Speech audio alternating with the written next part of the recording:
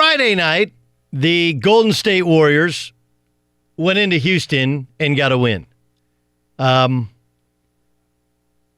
I'm going to take a quick victory lap because I'm texting Ryan Music during the game. And look, I've had some bad predictions before. I've seen things differently than others before and gotten them wrong.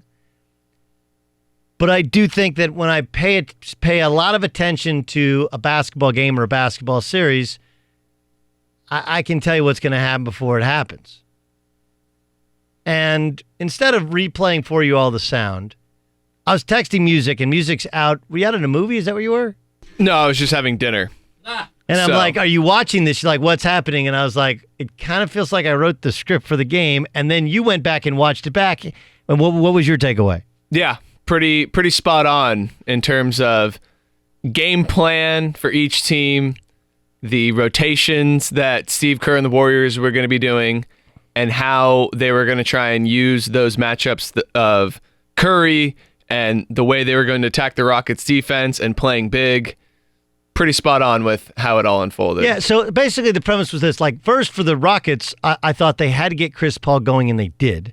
And the best way to get Chris Paul going is to stop this nonsense of playing him like he's James Harden and he can go one-on-one, or playing him off of James Harden. Give him the ball, and because the Warriors had to go big, right, they had to go with Kevon Looney. They even played Bogut some. That means that to match them, Houston was going big. That's fine. Now you have a 1-5 pick and roll, and that's where Chris Paul is one of the best that there have ever been in the NBA at manipulating, which is pick and roll. That's what got him going. In addition to which, he wasn't always playing against starters.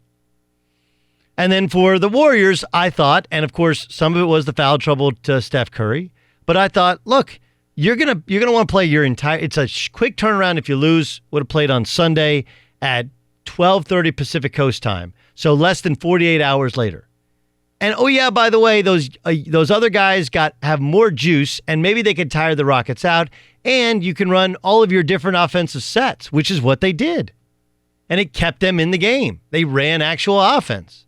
And people were talking about, well, it's the ball moves. Like, no, it wasn't. They were actually running set plays that you don't run when you have Steph and Klay and Kevin Durant. You just don't, because of how they guard you. And then, of course, in the second half, it became much more, and they ran some different stuff with Steph and Klay. And Steph Curry was magnificent. 33 points, all in the second half. And, I mean, he was utterly and completely dominant. And then, like, kind of lost in it is, you know, the Rockets had missed some free throws down the stretch in previous games. We even saw Kawhi Leonard miss a free throw before he hit the game winner. Like, Steph Curry made 8 consecutive free throws, and it felt like not one of them touched anything other than the net. Right? Like, he just got out there and whap, whap, whap, whap, whap, whap. And I want the NBA to bring in a 1-and-1, not 1+1. I want 1-and-1. Best players in the world should be able to make a 1-and-1. But regardless, even with 2 shots, which they all get, it's hard to make 2 free throws in a row 8 straight times. And he made it look effortless, in addition to a couple of other absolutely ridiculous shots that he made. But that's not what impressed me. I've seen Steph Curry do that before. I've seen Klay Thompson in Game 6 play like that before. I've seen Draymond Green do this before. I've even seen Andre Iguodala step it up when it's called upon. You're going to leave him open? That's what the Cavs did going back 4 years ago when they won their first title. That's why he was the Finals MVP. He was open for a reason, guy, and he made the Cavaliers pay. But you know what I've never seen before? I'm going to play for your 3 consecutive sound bites. I'll talk a little bit in between them, but here's Klay Thompson after the game. Like Steve Kerr said, we didn't have the ultimate luxury tonight, a man who can just go out there and get you 40 on a whim. So we had to play a little more diligent with the ball. We had to be more crisp with our passes. We couldn't, and the room for error was a lot less compared to when Kevin's out there. I'm happy we won, so we can get some rest and get him healthy, because if we want to get this 3-peat, we desperately need him back. You know, he's our best player, so we dearly miss him, and we'll hold it down while he's out, but it's not the same without him, far from it. That's Klay Thompson, Mr. Game 6. Mr. Everyone thinks Klay wants respect. Klay wants to be the man. Klay wants to be paid. Here's Steph Curry. Steph, closeout games are always the hardest, and you didn't have your guy Kevin Durant tonight. How were you guys able to close them out? I don't know. We stay composed. We've been here before, won big games, done it on the road. We miss our guy and know he's going to be back, but we had to have his back. We talked about it all the time.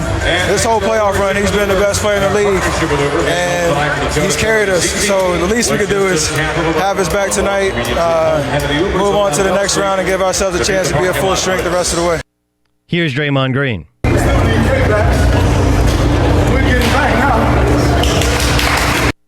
Yeah, we're going to get him back now. In this world in which we operate under this assumption that Steph Curry and Klay Thompson like, yeah, see, we're still awesome. We don't need him. They said the opposite. A long time ago when this deal actually was consummated, I was working, it was like the 4th of July, I believe. I think it was the 4th of July. 4th of July, I was working at CBS at the time, and I was the one who chose to not take the day off because I heard it was coming down.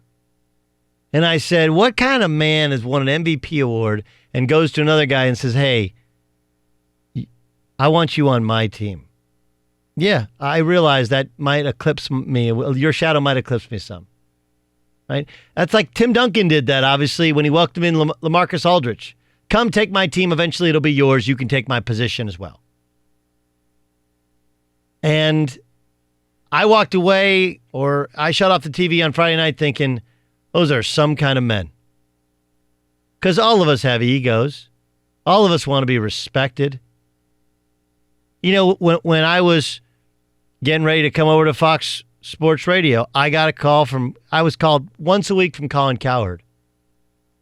You got to come work here. You got to come work here. You got to come work here. This place is the best. Our people are the best. Our bosses are the best. We're going to have the best lineup. This is the best. But even that, like, I'm not going to eclipse him. I'm not taking his time slot. You know, I'm not stopping him from making more money. That's not the same. I'm not taking his show. As much as that speaks well for Colin, this makes it pale in comparison. And then it also brought up, and I saw Kevin Durant, or the IG of KD, celebrating when they won Game 6. At some point, is somebody going to grab him and go, hey, dude, I don't know if you realize this. Let's assume they win another NBA title. I don't know if you realize this, but Michael Jordan never won 4 in a row, and you very well could. Matter of fact, no one's ever won 4 in a row since the Boston Celtics did. And while you'd never catch the Celtics, why couldn't you catch the Bulls? Why couldn't you pass the Bulls? Like, I get it. Sometimes it gets old and it gets sluggish and it becomes the same thing, and we'll try and kind of figure that thing out. But what would be more memorable? Being the guy who tried to save the New York Knicks and maybe accomplishes it? Or being the guy who leads the Golden State Warriors to 4, 5, 6. Remember when LeBron was like, not 1, not 2, not 3, not 4? Remember that? That could be the Warriors. And you have a bunch of guys who, in the one moment where they could take a victory lap and go, see, we're still awesome. They said, that was fun, but we need 35 back because he's our best player. 2 things I have never seen before in the NBA. That, and then Kawhi Leonard's fall away jump shot, hit the front rim twice, hit the back rim twice, and then go in. I think it speaks to the Warriors as men. It speaks to the culture of the program, of the Warriors. And I think it should be a signal to Kevin Durant. Hey, dude, you're going to be the best player wherever you go. But we already respect you. We already love you. Yeah, we can win till you're healthy, but we know we can't do this without you. And if you're the Rockets, you're just sitting there like the Raptors, right? Hopeful that thing implodes.